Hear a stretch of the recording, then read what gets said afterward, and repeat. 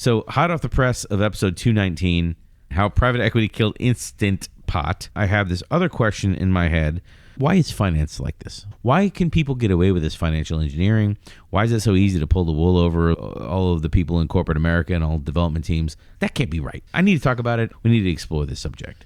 This is one of those age-old things where finance is basically up in the ivory tower somewhere. And then orders get handed down with prescribed budgets. And sometimes they play games. And we're going to play games. That's what I heard. We're going to play lots of games. Are we going to play Lizards and Wizards? Yeah, Lizards and Wizards. All right. Episode number, go look it up. Episode 219.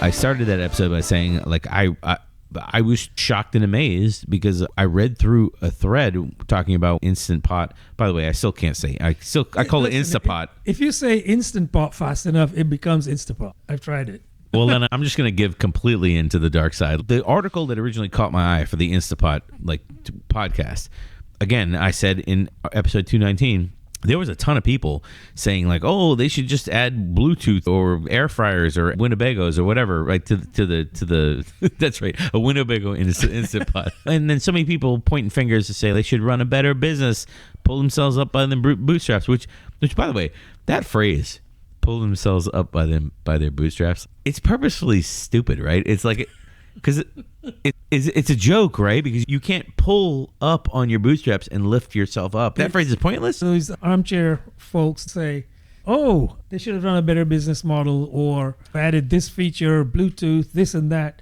Do you know how many features Instapots had? Even the basic models, that people didn't use all of them, right? So adding feature bloat probably wasn't the answer because it would have sunk the company into the quicksand even quicker. It wasn't any of that. It was financial engineering. I mean, if you take a company that has recurring revenue of $300 million, profit of $200 million, and $100 million in cash, and you strap them down for $1 billion in debt or leverage, dividends, other financial tactics, I don't care how profitable they are. They can't survive. It's just not possible. I only got through 200 comments before I just tapped out. But it was aggravating that so many people didn't even do basic research to say, oh, this company was financially engineered into the ground. Not a single comment leaned in that direction. Listen, in the world of corporate structures holding companies that own multiple different companies in multiple industries. In my very young days, I was part of one of those companies. I worked at the holding company headquarters. And every day you'd hear about a new company they've either acquired or taken off the books. Our job was to make sure that we had a clean addition or a clean departure of that company, financially speaking. It wasn't as clean as you might think. People had to stay late and do all of these things. So I got privy to this. Sometimes, in fact, not all that infrequently, companies will take one of the assets they own, a company they've just acquired, and run it into the ground. This is not the same thing as taking a company and breaking it up into parts and then sinking some of the parts, right? That's just an attempt to stick their head above water, try to survive. But I'm talking about holding companies that do this as a deliberate ploy. And of course, you can bet finance is where it's rooted in. So we're going to try and tackle some of these things today. So let's start off with the skill portion of this. That brings me to a question that really cuts through all this, which is, should corporate finance be a cross-functional skill that the team has on par with development skills, QA skills, product management skills, that kind of thing? I think when we say corporate finance, we've got to perhaps define that a little bit more. What we're not saying here is that everybody on your team is a financial wizard, meaning that they can do everything that a finance person can do. That's not reasonable, I don't think. But what we're saying is people should be able to read a statement or cash flow analysis, something like that. That's exactly what I'm talking about. Maybe assets and liabilities, at least understand. Assets and liabilities, cash flow, debits, credits, the P&L statement, the run rates. I'm not talking about anything crazy. I'm not asking them to be accountants or do corporate taxes. I'm just saying, hey, we take in this much money for the product. You're part of the product team. Here's what each contract brings in. Here's what it costs us to do each feature, so that they're aware and can take in financial data as another piece of evidence to make decisions later on. That's all I'm saying. Basic stuff. And I'm all in on that. You should have that level of literacy on your team. You may not have every team member that can do that because you have newbies on your team that join. Okay. But all attempts should be made so that they move up in their skill set to be able to do at least that. We've been talking about teams, but specifically people on the product side and people on the services side also need to understand the cost of providing a service and the return on that service. People on the product side, it's pretty obvious. You're making something to offer to your customers. If you're not doing it in a way that makes money for you, your competitors will eat your lunch. So I'm on board with the trust and transparency. The more people are asking questions about finances and the transparency about the finances, like that helps make us better financial decisions. That helps make us more cohesive as a team. I think the developers actually will probably push back for this one, is to say, listen, how much, like, this is cognitive overload. Like, how much stuff do I got to keep in my brain? I don't need, let somebody else do this finance stuff, which, depending on how much finance stuff we're talking about, I could get behind that. The developers have a lot on their plate to begin with, so it's not unreasonable to expect that kind of a pushback. But maybe in that scenario, your tech lead at least should understand what's going on. Sure. And be able to answer questions in a way that is not befuddling, right? Or not beladen with finance jargon. Yeah. Just simple things. You're not talking to them about, various financial ratios and whatnot, but just basics. It costs us X.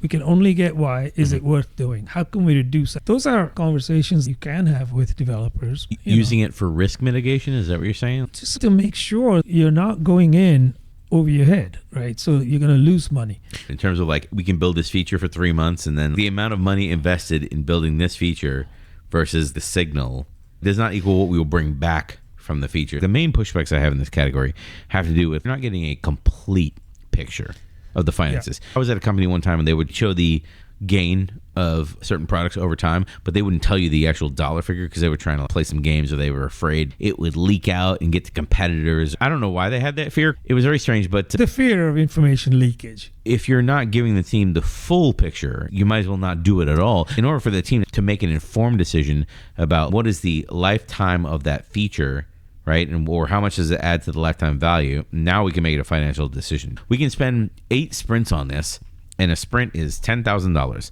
So spending 8 sprints would be $80,000 in the feature, and then we need to recoup at least 100x for a return. Yeah, right. Something like that. That's a whole different strategy than a lot of product teams deal with, which is like, who's screaming the loudest? I will tell you, it's a lot harder to figure out how to do the financial side of it, but I would rather do the hard work to figure out how to work like that than just follow the children that are screaming. That seems terrible. I agree with you. I think as far as the point about not giving sufficient information, I'd say, right? Just sprinkling bits and pieces with your team, that's very risky because people will fill in the gaps and they'll basically fill in the gaps with assumptions. That's hugely dangerous. If you're going to tell people, this isn't just about how much this feature is costing you and how much you're bringing in for that feature. It's also the opportunity cost equation. Yeah. While you're building this feature for the next 3 months, you didn't build some other features. Right. Where was your attention better invested? See, here's a big issue for me in product management. Usually that question comes from leadership. Hey, you never told me what my trade-offs were. I need to be aware of what we've traded off. I've never seen a roadmap that clearly articulates these are things we have traded off for the things we have picked up. Leadership is not involved in the deep roadmap, shuffling things around that it would require. You have to be there every refinement to be really in tune of what got shuffled out for the things that you had. I'm thinking about that because the resource allocation, the quote resource, the dollars. That's what I mean by resource, not like people, right? Or even staplers and chairs, and like dollars, which are real resources. The resource allocation happens at a team level, so why wouldn't the team have that? The people with the money are not commenting every single backlog review and whatnot. Why wouldn't the team have that information? Yeah, and also, given a problem, a team could take multiple different approaches potentially, and so they need to be aware of what that means and how that contributes to the cost of producing that feature. If you're going to say, we'll do the bare minimum now, granted we're incurring some tech debt as a result, which we can come back to, or they can say, we're going to spend the next 2 sprints figuring this out. Those are 2 different things. And I think if your team members aren't aware of the financial aspects of that, they're going to make the wrong decision. I wrote some notes down for like a financial pilot. Like if you're going to approach your finance and actually try to take this on and make a difference, and they actually take you seriously, and they take the meeting, and they don't just no-show, to the meeting. I wrote down some quarterly metrics here. I mean, you probably could track them more than quarterly, but I don't think they would change significantly. Revenue growth, cash runway, customer acquisition costs, customer lifetime value, burn rate. Those are like a couple metrics just like pulled out of the air. I don't even know if any of those are the right metrics. Run rate is not on this list. Run rate is a very important one because it's in the here and now. Revenue growth, obviously, right? Cash runway, yes. Yep. Customer acquisition cost. Lifetime value, I think you should always have those, but those don't change. They really shouldn't be changing quarter to quarter. Hopefully not. But if you're implementing features there's the thing about, if you just have these on a board somewhere that people can see them, it'd be nice to be thinking about the features that you're implementing in terms of like, how can this add to the lifetime value? How can we show that it adds to the lifetime value? Which is probably a whole, like that lifetime value is probably a whole nother podcast of like, I agree. What is this number? How is it even calculated? Is it real? Like, is it unicorns, pot of golds at the ends of rainbow, leprechauns, customer lifetime value? Like those are things that are on my list of things that don't exist. Yeah, I agree. Golden eggs. So I think we can cover that in a different podcast. I think these 5, but possibly this is contextual depending on your industry as well. If you're creating huge industrial machines as opposed to software, you may have some other metrics here that you're looking at. Also, look above. So what's that animal that keeps popping out of the ground, looking around, going back under? Sorry, prairie dogs? I don't know. That's not prairie dogs. Trailer dogs? What are we talking about? I don't know. Meerkats, I guess? They're actually groundhogs, but I like to call them hedgehogs because my kids are about Sonic the Hedgehog. So they're hedgehogs now. They're Sonic the Hedgehog. That's what we're talking about. Sonic the Hedgehog. That's right. You need to pop your head above the ground once in a while. And looking at these metrics, figure out if you're in the ballpark in your industry. Are you a cost cutter? Are you a price leader? Where are you? Would it hurt the teams to understand that in the competitive landscape? Probably not. The pushback against some of these ideas is, like you said, cognitive overload, analysis paralysis, is way too much data. I'd still go down the path of information overload and then pull back rather than scarcity of information. Let's stop here and let's pivot into the next category that I want to talk about. Are product managers being grown to be financially illiterate? Let the adults make the financial decisions and you just manage the features, kid. Get out of my office. Their stats that we pulled for the podcast, they're all made up, but it says a Stanford study, Stanford did it, so never mind. It is totally real. A Stanford study of 200 product management job postings found that 95% required skills like user research and data analysis, but only 3% mentioned financial literacy. Meanwhile, product management boot camps spent an average of 2 hours on business fundamentals compared to 40 hours on wireframing and user interviews. If any metrics are made up, I do believe that one is like, hey kid, here's how to count some numbers. Now we're going to go back to wireframes.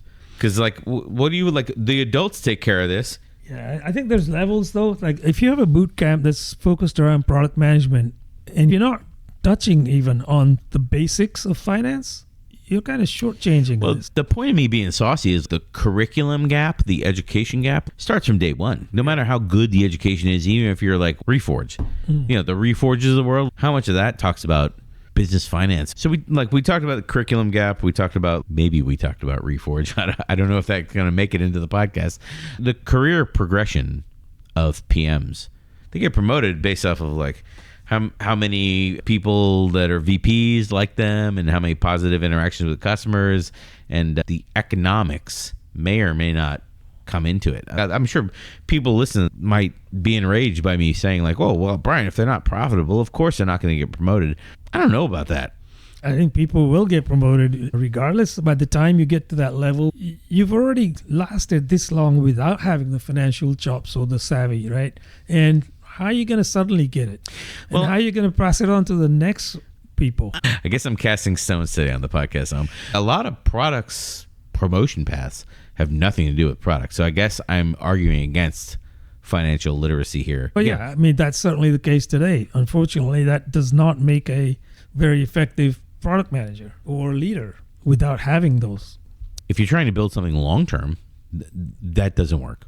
You got to weed out people like that. They're good talkers and they're, politically smooth and whatnot. They really don't understand product. They're not good at data-driven decision-making and what we're talking about, increasing lifetime value and features that increase lifetime value over a longer term.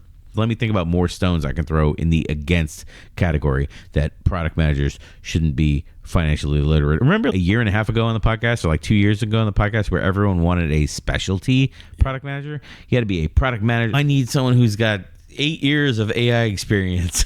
People were looking for super niche. And then suddenly the rise of generalists in the AI era has swatted that away, and we don't talk about it anymore. It's like, I only need a PM who's, let's say we're in the aircraft software development industry. I only want to hire somebody who's worked on airframes before and understands the whole business of aircraft and commercial air travel. And I'm only looking for someone in that niche. And then I only want someone who knows about this particular company's software, because if you worked at Airbus, the way they do software has nothing to do with company XYZ, who may have a completely opposite philosophy.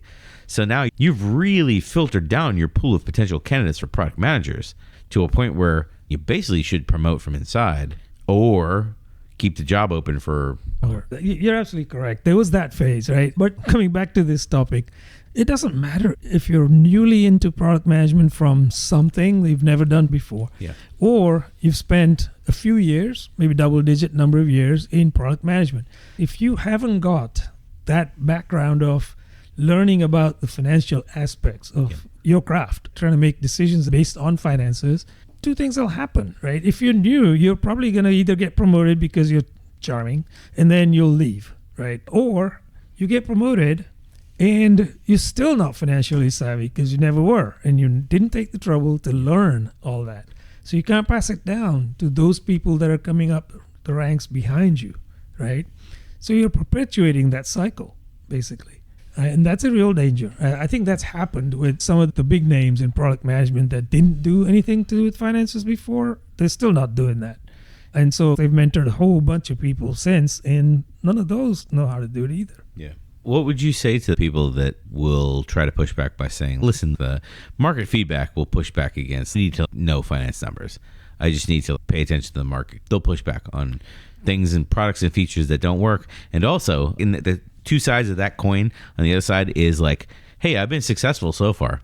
Why are you hassling me? And that's a legit argument if you truly have been successful. But are you just looking at the numerator here, right? Are you simply saying, let's look at the market and what the market will bear, and we'll push things out there, ignoring the cost side of the equation, right? That's like the sassiest comment on a podcast ever, right? Are you only looking at the numerator? That's the most coaching method of being like, I don't think you're living up to your potential, Brian. You don't even know what you're leaving on the table by saying, I don't need to know all this stuff. I'm great. I sense risk when someone says that, because if they don't know what they don't know, you really want them in your ranks. I mean, they got to be aware and take the trouble to find out what they don't know. And, leadership should be supporting them. The other thing that scares me about this category, I don't know if it's a for or against. You've got PMs, product managers out there, people with podcasts with big followings, for example, who you don't know anything about financial literacy. Like, they're these big feature guys, right? Mm-hmm. And they're out there like teaching, spreading propaganda or whatever, saying like, you don't need that stuff. Who cares? It's not important. Let the back office people figure it out. And just basically perpetuating ignorance. I agree. I think this idea of, let someone else figure it out, like the back office people or a different domain, that's what finance is for. Just really creates siloism. Your team is removed from that day to day because you don't have that concept where you have a finance person on the team, you have an HR person on the team. I long for that day, right? But because then that person could say, listen, we're building this, but the cost is going up. Or better yet, a lawyer on the team for when you launch your black cab copycat service in London without any licenses. And you're like, just figure it out, kid. We got important things to do. That's right. We're working on an IPO. Our product managers being brought up to be financially literate, and then they have a media ecosystem that supports. You don't need to know about finance or the law. Keep breaking the law, kid. The idealist to realist spectrum, where 0 is focused on changing the world. We're going to change the world.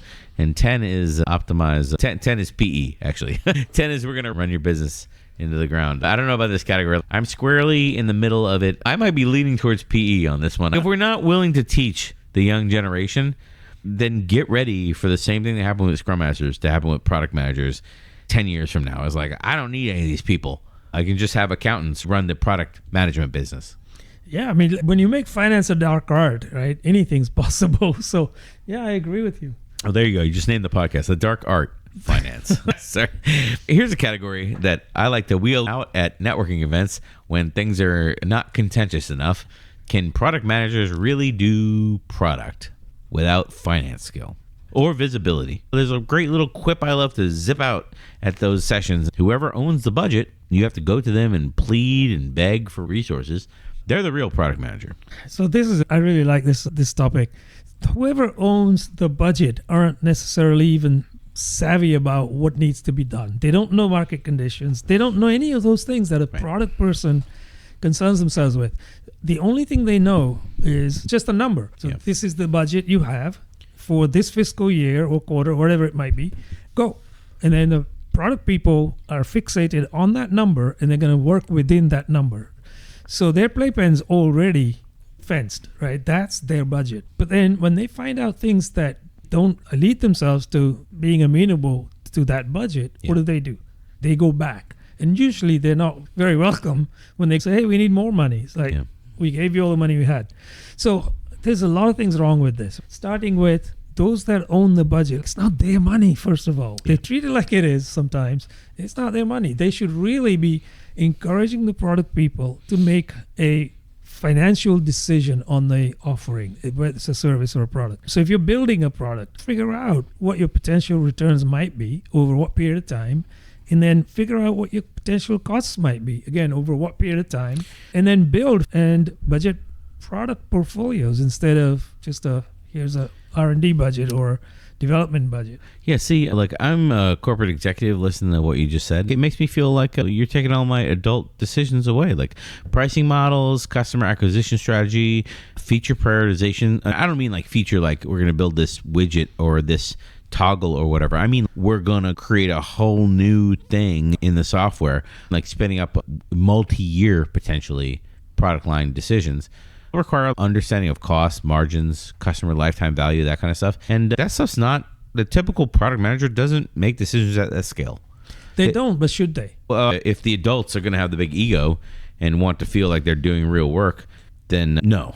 The adults need to be brought into the playground here because they won't survive if the company is on a losing trade for all of these different things that you're building. The capability that you described could be multi-year, and you basically place the wrong bets. Now what happens? It's hugely dangerous. I mean, there's the big one right there is you place the wrong bets, and then we point at the product manager and wash them out and say, no, they implemented it wrong, and now we got a big corporate blame game. So like if this is you and you're working at a bank, sorry, I don't know why I like pointed at banks for this. If this is you and this is your culture we're describing, like, ooh, keep that resume updated. That's what I was saying. Absolutely. These should have been your decisions anyway. So if you're making a bet and you're betting your job on it, like you should have all the information to make the bet. It shouldn't be someone making a bet on your behalf. Otherwise, they're the product manager. We tried to start this category with like something that was supportive here, and we ended up back in.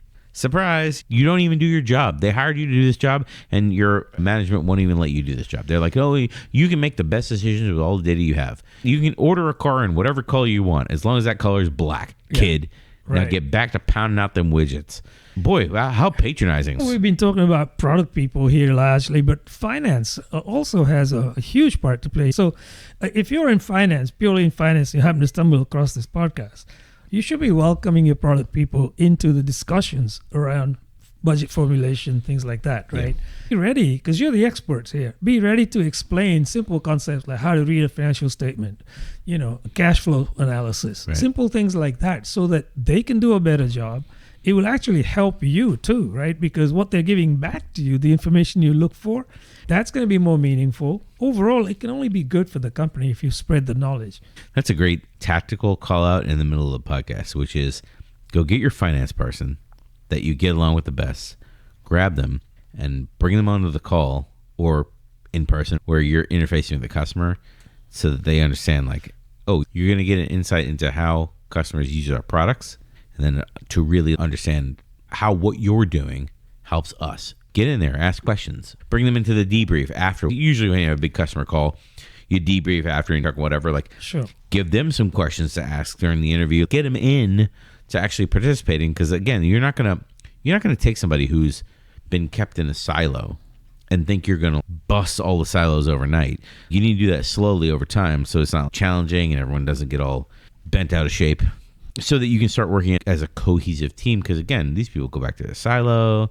CFO protects them and says, like, well, I don't want them on customer calls. That's a waste of their time. They should be doing, I don't know, their taxes or something. Golfing. Yeah, golfing. Just to kind of equal out the balance a little bit. I'm not saying that's not happening at all. So some companies will have finance people brought in to the discussions, at least with their salespeople, right, during the sales funnel. But that's okay. That's good. But that's not all of it. You know, I got a good one. I got a good pushback for you. Customers, like, you don't need to align with financial optimization. You don't need to have all these numbers in your head with the development team. Customers don't care how expensive or cheap or how much a feature is going to make us money. They only care about how useful that feature is for their particular use case. I think savvy customers care that you run a sound business, that you'll be around 5 years from now to support them. So it behooves the organization to explain to the customer why they should care. I mean, otherwise, you could come in and sell them something and disappear before the warranty period's up. Yeah. And that's not going to help them. The other thing that's happened to me in my career is I established relationships with certain people, like vendor software or staffing firms, and then those people trade out every 6 months. The churn in your organization is so crazy that I need a long-term partner I can just reach out to and say, hey, I need a thing. I need you to be reliable. And the churn in their organization is so crazy that I just can't rely on them. And now I've got to go back out and cast my net over my network to be like, hey, I'm looking for whatever. I need a reliable long-term partner. Yeah, I agree. On the finance side, that does happen at some companies, especially these holding companies. They have interns that they can bring in. The interns get converted to full-time, and within a year or so, they're gone. So you do have that there too. But yeah, I agree with you. We're on the category of, can product managers even do product management, as opposed to like whoever owns a budget is the product manager. Another strong contender in this category is true stakeholder communication requires financial fluency. If you go back to our podcast, Arguing Agile 201, Mastering Stakeholder Communication and Management was the title, where we had the quad of the power interest grid of how to help manage your stakeholders. At some point, you're going to get into the people that own budgets. You have to speak their language. Otherwise, they're going to zone out. They're going to try to figure out, why is this important to me? They're going to try to take what you said and translate it through the lens of this, where it's much better if you just spoke financial metrics right away. You know, hey, this is our run rate. This is our ROI. This is what it costs to produce features. This is what we think we can contribute to the lifetime value. Go.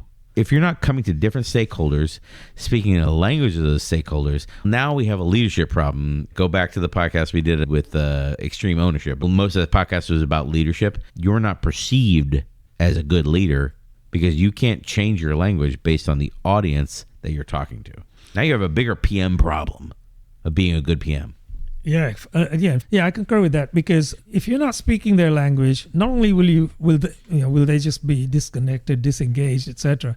There's no understanding on their part about why these things matter, and that's where I think it's important to say these things are important. We're going to run out of money because of XYZ. I think the finance people understand when you talk to them primarily in their language, but also relate that to what is happening with your product and with your customers, right? So it is important. But again, we're not talking about all of these deep and complex financial issues. We're talking about a handful of things. These are really basic things too. You might top out at just talking about NPV, for example, net present value. That's about it, right? Yeah. They're concerned about other things, sure. But again, that's their forte, right? Well, I'm definitely not going to talk about net present value because I don't know what it is. So I'm going to move on quickly and ask the question that I really wanted to ask since the beginning of this podcast. And that question is financial complexity deliberately designed to hide an undercurrent of exploitation? Right? This is the whole, hey, we're going to fire your team and replace them with people out of wherever, pick a random country out of a hat. On the face of it, you might say that's exactly what's happening. At the same time, maybe that's how it's perceived. at any typical organization, you're not really privy to all this level of information. You just don't know. I know where you're going. I'm 100% supportive of what you're saying. You're like, most actors are good actors. Most people are good people. I 100% want to sign on to this. Sign my name. This podcast is going to follow the financial engineering and downfall of Instapot. That's right. I said Instapot, not Instant Pot. This whole debt vehicle thing was engineered slowly over time. Did anybody working at Instapot raise the flag and say, hey guys, this is crazy. Our business has $100 million in cash. I mean, you pour that onto a pile and light it on fire, people are going to notice the smoke. Somebody had to notice that they were just burning through the cash. You know, they took $100 million of real money, turned it into $1 billion of leverage, took that leverage out, and then just sunk the company.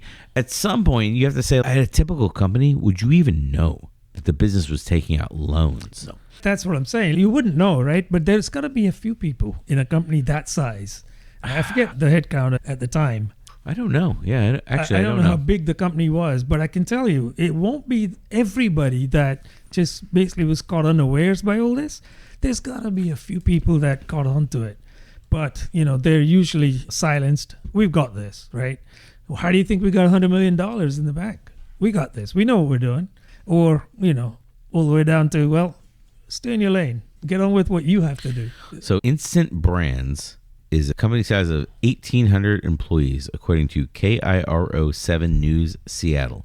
And I don't have a date on that, but it says in 2023 they filed for bankruptcy. This is a random garbage AI summary that Google spits out. If it's somewhere between 1,500 and 2,000. Instant Pot, part of Instant Brands, which has a company size of 51 through 200. Instant Pot, the company, is 51 through 200. Small business stops at 50 employees in America. Instant Brands might be 1,800 employees. Instant Pot might be 51 through 200. So even if you go with a medium-sized company, 51 to 200, I'm willing to wager that there were at least a few people that figured out what's going on. I can't believe you could bankrupt Instant Pot, Pyrex, and Corel. These are household names, right? I can't believe you could. They seem so like, yeah. I mean, maybe your customers only buy one set of those every 20 years. I can't believe you can bankrupt such a reliable revenue stream.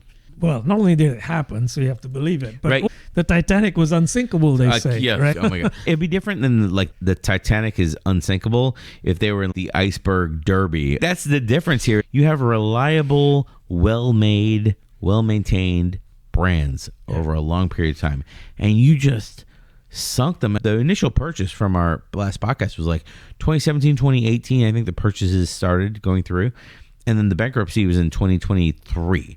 So I mean, like 5-ish years, you sunk the whole company.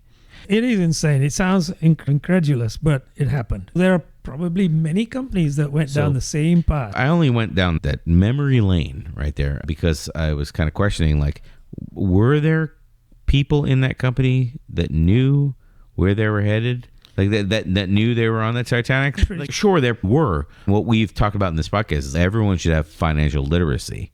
But I'm pretty sure that there's no way that like the majority of those employees knew that the financial holding company was taking out a $400 million loan or whatever it was. They were over leveraged. Also forcing the company to pay a dividend of all their cash plus another several $100 million. At that point, you're like, oh, okay, this is what the owners of the business want. They want a dividend. They want a payout. What are you going to do? You're going to say no? That forces a whole. You have this information now. Great. You wanted financial information. And now the owners of the business are doing things unreasonable. So you have the information, but you can't do anything about it. The arguing point here is a financial complexity purposefully hidden? Okay, maybe it is, but if it wasn't hidden, they're like, hey, you got to figure out a way to pay it. You have no say. The arguing point here is it's better for you, the random employee, not to know because there's nothing you can do anyway. And also, it would just frustrate you. It would also cause harm probably because this information gets out. So, yeah, I mean, the whole thing is engineered to keep that information from you. It seems like, and that's probably the way it is. Especially in this scenario where it's a holding company. You're not even aware of what those people are doing up there. Right. They're in the ivory tower, by the way. So I think some of this is coming back to, is it deliberately designed to hide exploitation? Yeah. Okay, well, we don't get to solve things on the podcast often, but it's solved. Yes, the answer is yes. All right, let's zip past this one because we're already over time. Let me get to the one that excited me when we were planning this podcast. Quote Agile. I always say quote little a Agile, by the way. Quote little a Agile. And the status quo discipline of corporate finance, which includes all the private equity, financial engineering, all these tactics. Are these two worldviews fundamentally incompatible? Like, people listening to this conversation coming from this worldview will just be like, Brian and Ohm, like, you guys are just ridiculous. You don't know how the real world works. Is that just what we're driving to? I fundamentally don't believe these two things are incompatible. And the reason behind this is projects are projects. They're delivered in a certain way. If you're using an agile methodology or whatever frameworks, things really don't change a whole lot. What changes is how you should be financing projects, as opposed to the old-fashioned way, which is you come up with an amount, usually largely out of the air, and you're told, this is your budget, go make stuff happen. So already you're off to a losing start, and here's why. For that money, what do you want back? We'll put a list of things together that we believe we can actually deliver with that money. So we're not really talking about the real problem here. Do you have a product or a solution that meets the market? How big is the market need, right? You know, what is the market willing to pay? Are you an early adopter? Are you also just a laggard? Or where are you? Right? None of that comes into play. The other model which Agile recommends is you finance products, you finance features, and you have a bigger time horizon. So you're not just putting features in and saying how much is this feature. You're actually looking at maybe a year-long or multi-year plan of putting a product together. You might say there's probably more than one product even. So you create a portfolio of products. You start budgeting those. What that allows you to do is two things, right? One is to have a smaller time horizon for each of these budgeting cycles. And then the other is the ability to pivot from product A to B during that year, which is in contrast to the typical financial budgetary cycle. So Agile isn't fundamentally incompatible. It's a different way of doing things, probably a better way. Pushback. So like the focus on sprint over sprint ignores long-term financial health because all of your plans are in close, real close week to week. It's even shorter term than quarter to quarter. And when you're looking at it at that perspective, you can't take into the long term. So valid pushback, but actually that exactly is the anti-pushback, because what you're doing is you're getting feedback every 2 weeks, every month, and you're adjusting. So adjusting isn't just adjusting what you're delivering in features. It's also adjusting how you're funding these things. Funding streams can vary, and that's actually a good thing because you can't foresee quarter over quarter or year over year how to fund these things. I got another one in the rapid fire. You didn't know this was a rapid fire end of the podcast, but bring it on. The way we do budgeting, the continuous adaptation, we're going to readjust based on what we show you. That makes budgeting impossible. That would be the pushback here. I think that makes budgeting more realistic rather than impossible, because the other scenario is you have all this money initially in the early stages of the project. You're floating in money. You have tons of money, and then by the time you get to halfway stage, you've depleted your coffers. So I don't necessarily agree that it makes budgeting impossible. I'd say it makes budgeting more realistic. The biggest benefit is when you cut off funding at some point, for whatever reason, you've delivered the most valuable things in your product. The flip side is maybe you didn't build the most valuable yet because you thought you had a year. So that very argument is the reason why you should be doing micro budgeting. All right, you're on a roll right now because I got a million pushbacks as you throw these out. I didn't say they're good, but I got a million of them. Listen, all your Agile teams you can spin up. Like I see you over here with your center of excellence or whatever, and you're spin up these teams left and right, and they're really great. But also, I don't have enough finance people to I know you want to have all your teams have financial expertise, but I don't have enough finance people to scale to support all your teams. Yeah, I mean, that's a valid pushback. It's usually one of those scaling challenges, right? Mm-hmm. So you don't need a finance person on every team all the time. You need a finance person on a team for just the right amount of time. Typically, when the team is spun up, they can come in and introduce themselves and introduce the concept of micro budgeting. After that, they can move on. Yep. They can come back every month, let's say, to attend a meeting. That's fine. They should be able to manage that. So you don't need a huge army of finance people. That's not really the right way to think about this, right? All right, let me hit a few ones that are on my list of like, this is an annoying category and I wish it would go away. Responding to change 100% beats your financial plan you came up with months ago and isn't relevant anymore. My sales people are already working around it anyway, even though they're not on my team, and I'm following them and I'm working around with my development team because I'm responding to what the customer says. Finance people are the ones stuck at last year's budgeting or whatever. We're all product management, software development world. We're driving around them anyway. We just don't talk about it. So responding to change beats all that stuff. Sure. And the successful companies are doing it anyway. We just don't make a big thing about it. Rapid feedback cycles prevent expensive failures. I think about this from the beginning of my career when we did months-long projects without any feedback from the customer. Okay? Those are very expensive gambles because they could sink the company if they're wrong. We don't do that anymore. We need a micro budget to get us to the next stage of learning. We're going to pivot. People like it. People don't. We pivot. We go to the next thing. Let's just talk about running a business that people want to be part of. Sustainable pace. Going from this mile marker to the next, and everyone's happy with the journey, right? Sustainable pace prevents burnout. Lets us keep our team together. Isn't that better than running from burning fire to burning fire every single day? You don't know when the fire is going to happen, how big they're going to be, or what it's going to take to put it out. Isn't that better? It absolutely is a million times better. I mean, there are so many benefits of working in that way. One is you're not going to lose good talent, right? They're going to stay with the company because they like to be there. They like to work in a company that works in that way. They get burned out and they're gone. So that's one. But the topic of today's podcast about financial information, financial knowledge, if you can share some of that and enable some of your teams with how to do the basics of finance, that increases their motivation because now they understand the repercussions of their decisions, right? So their decisions are more sound because they're founded in financial principles. And so I think as a result, it would probably lead to more job satisfaction, those people who hang around. That, 100%. I firmly believe that. 100%. Let's wrap this podcast up. I have a few things in the wrap up that I wrote down. I don't normally do that because I don't like preparing for things. When I started this podcast, I read a thread about Instant Pot. It drove me insane enough to do 2 podcasts on the subject because you have a lot of intelligent, educated people missing the financial engineering of the downfall of the company.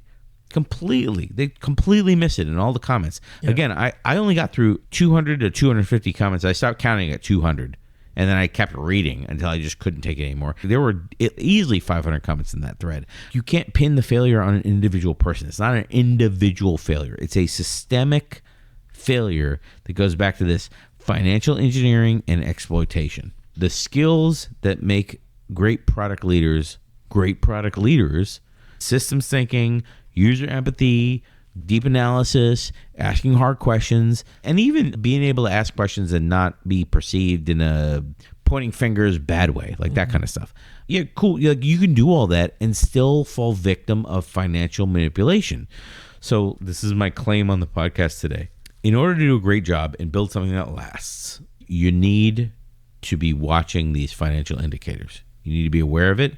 And if your skill is not up to par, that's okay. I'm not asking you to be an expert programmer and tester and all these other things. I'm just asking you to communicate with the people on your team who do have that talent. Yeah. Bring them into the fold, work with them. Whatever comes out on the other end is much stronger because you've worked together. That's my big pitch to everyone listening. Yeah, most companies have town hall meetings, at least quarterly, where they gloss over high-level financial information. If you're part of these meetings, feel free to unmute and ask questions. That's why they have these meetings. If you're working for a public company and your company issues financial statements, it's your company's statement. You should understand it. And if you don't understand it, reach out to somebody to make sure that you really understand it. Right. I think those are good starting points. Just become familiar with that world. It's not a foreign world. It's certainly not detached from what you do every day. You're an integral part of it, actually. Right. Yeah. Again, not magic in any way, shape, or form. It's another skill. You can add it to the team, and then you'll be in the know. Yeah. You will not be caught unawares rearranging the furniture on the Titanic when it goes down. Or maybe you will. I mean, listen, my heart will go on. If your heart will also go on, like and subscribe the podcast. And we'll see you on the next one.